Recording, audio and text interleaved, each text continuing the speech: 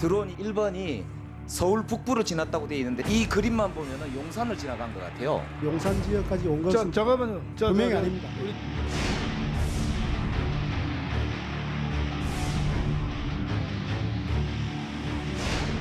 부는 무엇을 은폐하려고 하지 않고 침범했다 안 했다 하고 하는 것에 제가 지금 여기서 직접적으로 설명드리기는 좀 어렵습니다.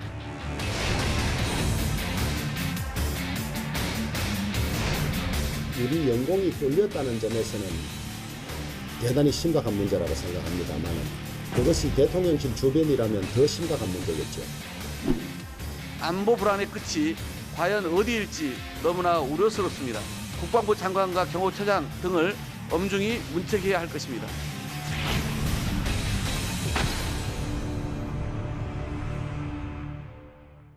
예, 지난주였습니다. 당초 군 당국은 북한의 무인기의 용산 침투 가능성에 대해서 없다 이렇게 잘라 말했었습니다. 은평구와 서울 북부 지역까지만 침범했다고 말을 했었던 건데요. 그런데 군 당국의 말이 한 주 만에 바뀌었습니다.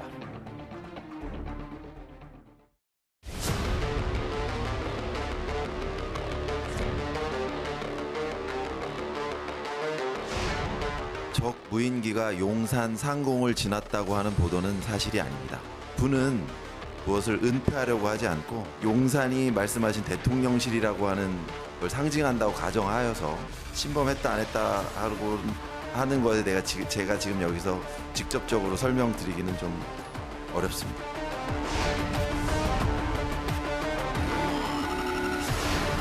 청와대 뒤 300m 지점까지 북한 김신조 일당이 내려왔습니다. 그거를 우리는 청와대를 위협했다라고 평가를 하고 있는 건 맞죠.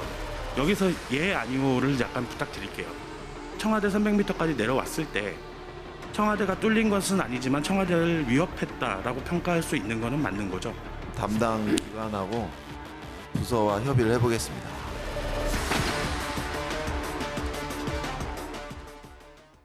일단 화면부터 만나볼까요? 저희가 서울 지도를 준비했는데 작년 말, 그러니까 지난주 2022년 12월 26일 당시 무인기 한 대 행적입니다. 뒤늦게 알려진 이 얘기, 무인기가 원래는 애초 은평구 쪽만 휘젓고 갔다라는 게 군 당국의 발표였다면 알려지기로는 이렇게 한번 쓱 휘저었다. 그러니까 저희 지금 채널의 스튜디오가 있는 이곳 서울 중구, 종로구, 동대문 이쪽 근방까지 다녀갔다. 정 교수님, 그리고 국정원의 얘기는 대통령실을 찍었을 가능성도 있다 이렇게 얘기하고 있거든요. 예, 지금 알려진 게 보고되고 있는 게 사실이라고 한다면 교차 정밀 분석한 게 지금 사실이라고 한다면은 당연히 이제 용산 대통령실을 또 찍었겠죠. 그리고 만약에 이렇게 무인기를 내려보냈다라고 하면 뭐 중요한 목적이 청와대에서 용산 대통령실 이전했으니까 거기를 한번 또 촬영하는 것도 중요한 이제 정보 수집의 목적이었을 가능성이 있습니다. 예. 지난주인가요? 저도 이 자리 나왔을 때 뭐 용산까지 비행했느냐 안 했느냐 그 논란이 좀 있었잖아요. 그래서 맞아요. 일단 아니라고 하는 합참의 발표를 믿고 싶다라고 얘기를 좀 드렸던 것 같아요. 근데 그 믿음이 어쨌든 교차 정밀 분석을 하니까 아니라고 지금 판명이 좀 난 건데 이건 뭐 비판의 여지를 뭐 이게 피해갈 수는 없을 것 같습니다. 이제 분명히 이제 영공이 뚫린 건 확실한 것이고. 예. 근데 이제 다만 이제 어쨌든 교차 정밀 분석한 거를 또 은폐하지 않고 그래도 얘기를 했다는 거. 그리고 좀 이제 대안을 좀 세울 수 있는 아주 심각한 이제 기회, 진실의 순간에 우리가 다시 직면했다는 것. 그 점에서 좀 우리가 교훈을 좀 삼아야 될 것 같습니다. 비판을 면키는 힘들지만 일단 이 부분을 인정했다. 용산 근처까지 왔다. 대통령실 촬영 가능성도 있고. 근데 태 의원님, 앞서 또 다른 속도 무인기 있었잖아요. 네. 북한이 갖고 있는 무인기가 대략 500대가 넘고. 예. 근데 자폭용 드론 무인기도 있다. 근데 원래 알려지기로는 북한이 뭐 육해군보다 공군이 좀 취약한 거 아니냐. 근데 무인기는 생각보다 조금 더 정밀하게 준비하고 있다는 판단도 드는데 어떻게 좀 보세요? 그 북한은 1980년대 말부터 공군력이 점점 이제 그 한국에 의해서 이제 밀리기 시작합니다. 예. 특히 90년대에 소련과 동구권이 무너진 이후 건군기 필요한 부속품을 조달하지 못하면서 완전히 지금 그 운동장이 기울어지기 시작한데요. 우리가 이 지점에서 우리가 들여다봐야 할 것은 비행기 공군을 유지하는 것보다 예. 무인기를 유지하는 것이 훨씬 싸다는 겁니다. 무인기가 대단히 싼 거예요. 그렇기 때문에 북한으로서는 점차 돈이 많이 드는 이 공군을 유지하는 거로부터 그때부터 점차 무인기에 관심을 돌리기 시작했고, 그때 당시 중국군이 바로 무인기 도입을 시작하게 했습니다. 연구, 개발. 그래서 거의 같은 속도로 북한이 이제 중국으로부터 무인기 부품도 들여오고 각종 무인기를 들여와서 결국은 이러한 현상이 왜 무인기를 북한이 중시하게 됐느냐. 결국은 공군에 쏟아부을 재원이 없기 때문에 무인기로 돌아선 겁니다. 그러니까 정규 전력을 공군에 쏟아부으면 돈이 너무 많이 드니까. 너무 많이 드니까. 저렇게 테러 형식의 무인기를 도입한 거다. 그거죠. 그러니까 지금 우리가 무인기가 떴다라고 하면, 자, 무인기는 뭐 100만 원짜리 뭐 1000만 원짜리도 있겠지만 저걸 쏴 떨군 건 억 단위를 우리가 투자해야 무인기를 떨굴 수 있는 겁니다. 예. 그래서 가난한 그런 북한으로서는 무인기가 대단히 이제 제일 그런 선택이 합리적인 선택이라고 볼 수 있고요. 저는 이번 무인기 사건과 관련해서 저는 좀 다르게 생각하는 게 이겁니다. 어떤 겁니까? 지금 우리 영공이 뚫렸다는 표현을 자꾸 써요. 예. 근데 이게 뚫렸다는 표현을 이게 부적절한 게 뭔가면, 뚫렸다는 표현은 언제 쓰는 표현이냐? 우리가 방공 레이더망을 촘촘히 했는데 뚫고 들어왔을 때 뚫렸다는 표현입니다. 예. 지금 현 시점은 우리가 국지 방공 레이더를 우린 군단급까지 유치를 못했습니다. 예. 다 열려져 있는 대로 들어온 겁니다. 뭐 뚫고 들어온 게 아니라 예. 열려진 대로 들어왔기 때문에 뚫렸다. 이 표현 자체도 저는 적절하지 못했다고 저는 생각하고, 예. 앞으로 그러면 언제까지 국지 방공 레이더 시스템을 끼워 맞춰서 군단, 사단, 뭐 연대급으로 맞출 것이냐. 국방부도 이게 대단히 오랜 시간이 걸릴 일이다 이렇게 이야기하고, 방금 이제 용산 문제를 이야기했는데 예. 뭐 일각에서는 뭐 은폐했다. 저는 이거 은폐라고 보지 않는 원인이, 예. 이번에 북한 무인기가 들어왔다 나간 그 행적도요. 예. 우리가 국지 방공 레이더 시스템이 촘촘하지 않고 있기 때문에 여기저기서 나타난 무인기의 행적을 지금 도표로 그린 겁니다. 그렇기 때문에 뒤늦게 용산의 끝자락을 지나간 걸 파악하고 발표한 자료지, 아니 지금이 어느 때입니까? 지금 알겠습니다. 윤석열 정부가 이전 정부의 바로 은폐 이런 걸 가지고 싸우는 정부인데 이번에 이걸 은폐했다. 이건 저는 지나친 이런 공격이라고 생각합니다. 일단 지금 화면에 보시는 게 국지방공 레이더의 화면이고요. 일단 뭐 그렇기 때문에 윤 대통령도 최근에, 그러니까 정확히는 어제 드론 잡는 드론 킬러를 개발하겠다라고까지 얘기했습니다. 지도를 다시 봐야 될 것 같아요, 정 교수님. 왜냐하면 저희가 이제 대략 포괄적으로 그릴 수밖에 없어요. 이제 보안 사항이기 때문에 정말 정확히 비행 금지 구역이 P73이 어떤 건지. 다만 대략 이렇게 들어왔을 때 여기를 잠깐 스치고 지나갔기 때문에 만에 하나 정말 저 자폭형 드론까지 있다면 이렇게 내려왔을 때 우리는 앉아서 당할 수밖에 없는 거 아니냐, 이런 걱정은 할 수 있는 거 아닙니까? 예, 그렇죠. 그 P73 구역이 원래 예전에 청와대 주변 구역이었습니다.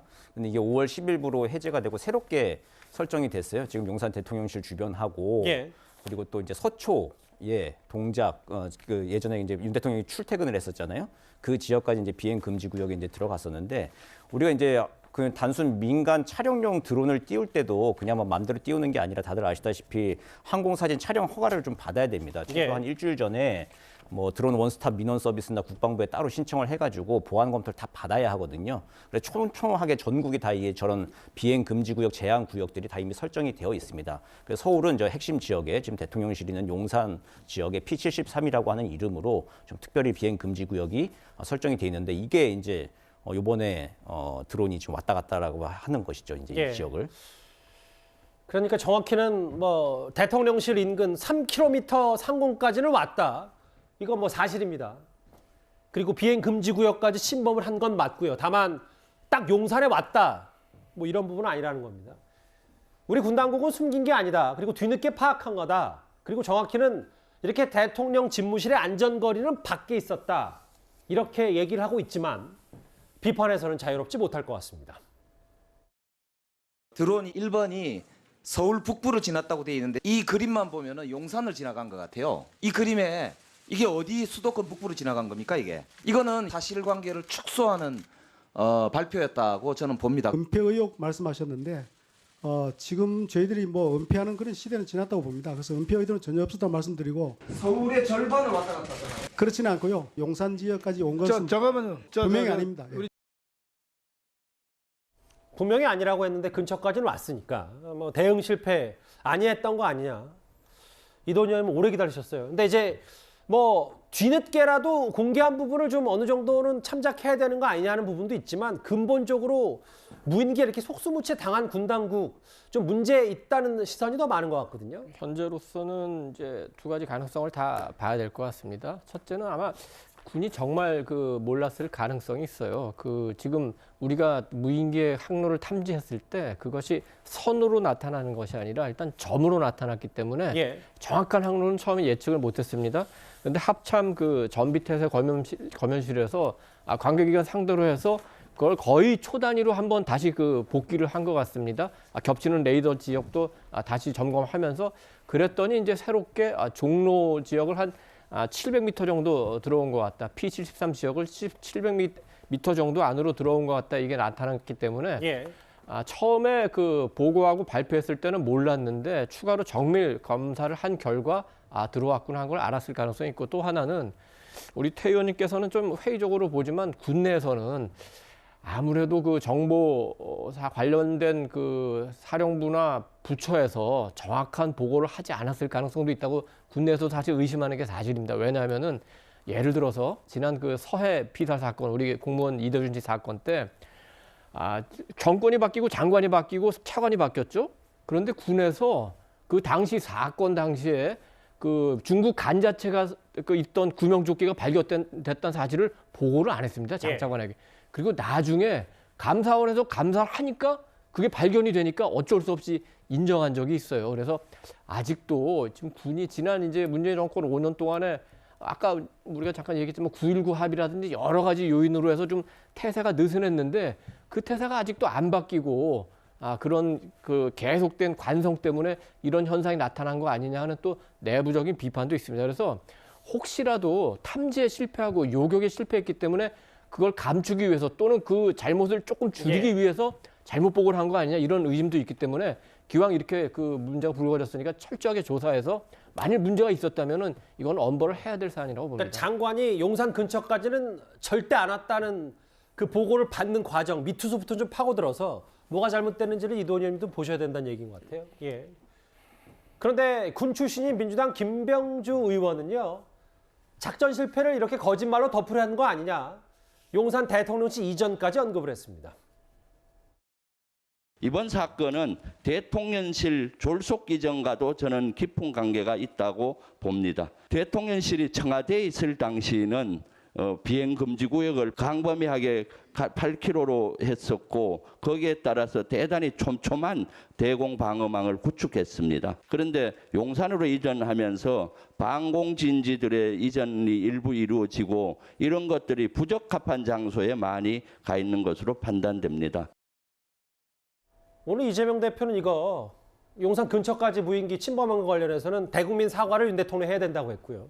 근데 지금 김병주 의원 얘기, 군 장성 출신이잖아요. 대통령실을 너무 급하게 옮기는 바람에 방공진지가 부적합한 장소로 바뀌었다. 이 주장을 했거든요. 그러니까 제가 김병주 의원의 주장에 대해서 맞는지 틀리는지 판단할 만한 정보를 갖고 있지는 않습니다. 근데 김병주 의원은 끊임없이 이게 지금 비행 금지 구역이 뚫렸다라고 그 전에 주장을 했고 사성 장군 출신이잖아요. 근데 결국은 맞았잖아요.